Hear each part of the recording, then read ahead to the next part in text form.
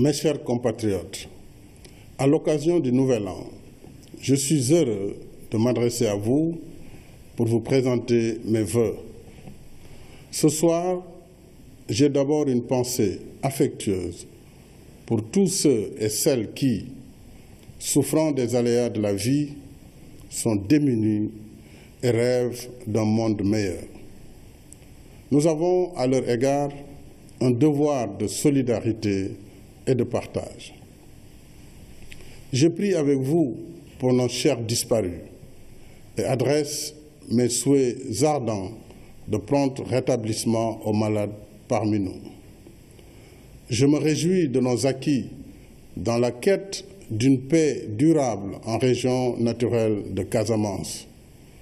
Cette dynamique positive sera résolument confortée par la mise en œuvre intégrale des politiques et mesures d'accompagnement en cours d'exécution.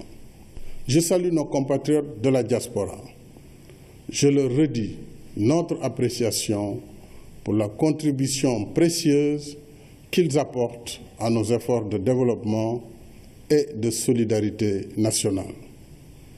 Je renouvelle mes chaleureuses félicitations à notre équipe nationale de football de plage, championne d'Afrique en titre. Puisse son exemple inspirer les Lions que j'encourage vivement sur la route de la CAN 2017. Mes chers compatriotes, l'année 2016 s'achève dans une conjoncture mondiale difficile. Des économies stagnent, d'autres sont en récession. Malgré tout, notre pays continue d'améliorer ses performances économiques.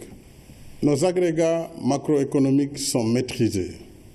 L'inflation est maintenue à un niveau faible de moins d'1% et nos relations avec nos partenaires demeurent solides et confiantes. Et avec 6,6%, le taux de croissance du PIB de notre pays reste parmi les plus élevés d'Afrique. Le plan Sénégal émergent, PSE, qui termine sa deuxième année de mise en œuvre, se poursuit sans relâche.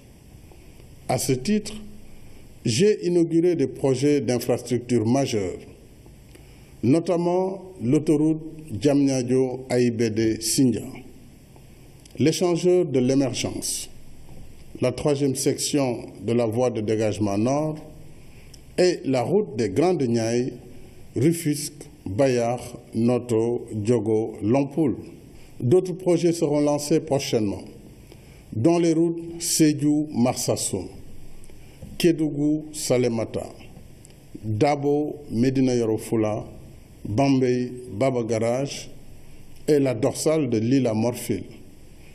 À ces chantiers s'ajoute la construction du pont de Foundiougne et la réhabilitation des routes nationales numéro 1, Tambacounda-Bakel, numéro 2, Ndioum-Wurosogi-Kanel-Bakel et numéro 7, Dialakoto-Mako.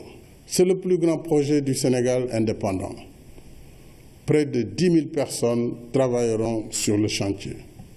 Au total, 15 trains d'une capacité de transport de 115 000 passagers par jour desserviront la ligne en raison d'un départ toutes les 15 minutes.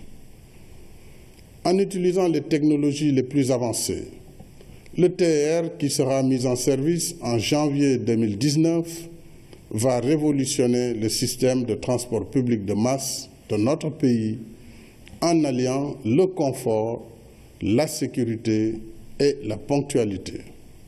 Nous poursuivons en même temps l'amélioration du transport routier avec la mise en place prochaine par Dakar Demdik de lignes devant desservir Tivaouane, Mbour, Touba, Saint-Louis, Podor, Matam, Fatick, Kaolack, Tambacounda, Ziguinchor et Kolda à partir de Dakar.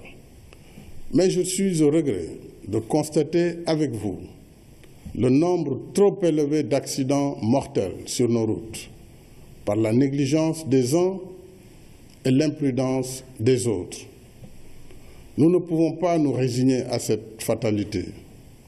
C'est pourquoi j'ai donné des instructions fermes pour un contrôle technique plus rigoureux des véhicules et une veille stricte sur le respect du code de la route.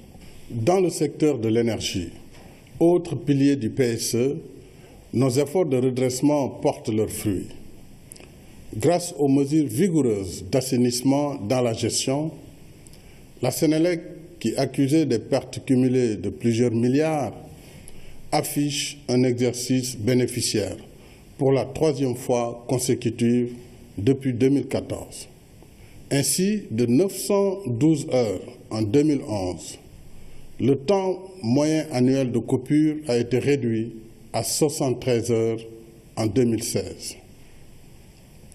Rien que pour l'année 2016, la Sénélec a mis en service 270 MW additionnels, soit plus de la moitié de ses capacités cumulées en 2015, qui étaient de 510 MW.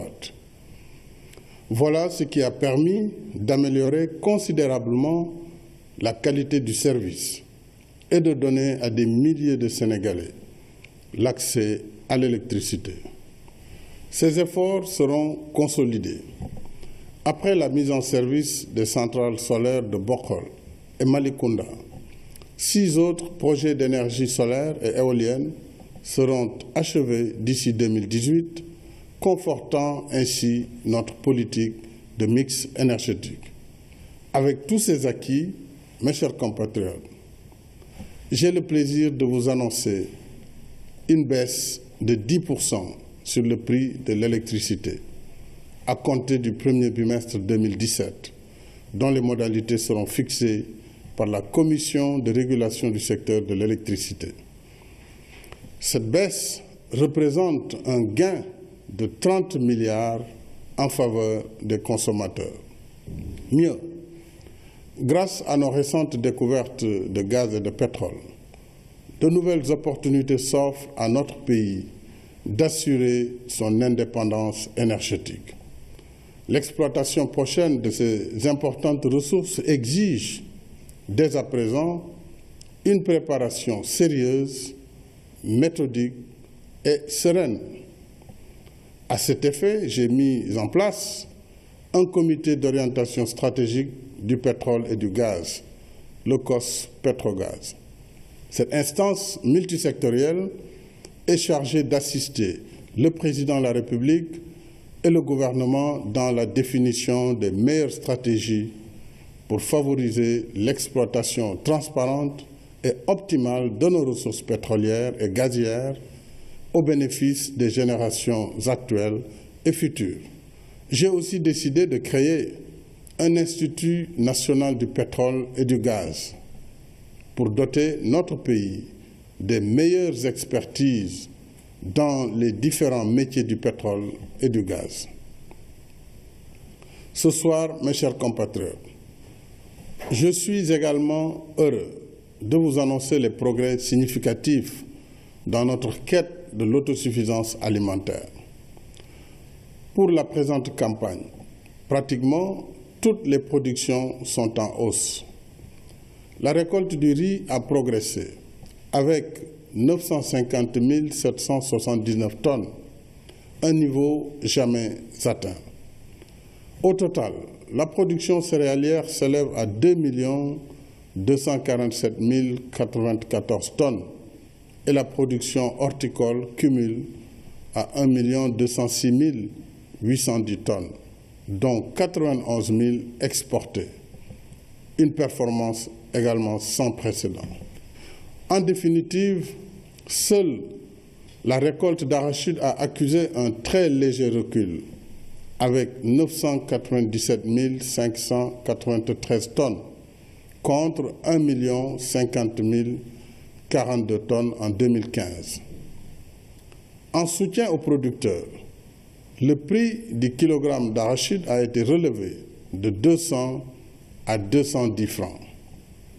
Si notre agriculture a amélioré ses résultats, malgré une pluviométrie moyenne à déficitaire, c'est parce que nous avons consenti des investissements substantiels sur les autres facteurs de production, avec une meilleure sélection des semences et une mécanisation progressive. En effet, sur les 3 dernières années, le parc mécanique agricole a été renforcé de 850 tracteurs et de plus de 60 000 autres équipements, notamment des moissonneuses-batteuses, décortiqueuses et semoirs. L'élevage et la pêche, parce qu'ils constituent avec l'agriculture les sources nourricières de notre pays, restent aussi au cœur de mes priorités. C'est tout le sens de la 3e édition de la journée de l'élevage, sous le thème « Enjeux et défis d'un financement optimal pour l'émergence du sous-secteur de l'élevage ». En conformité avec les recommandations de cette édition, le gouvernement mobilisera 31 milliards de francs CFA à travers 2 projets d'appui au pastoralisme, dont l'un est déjà en cours d'exécution.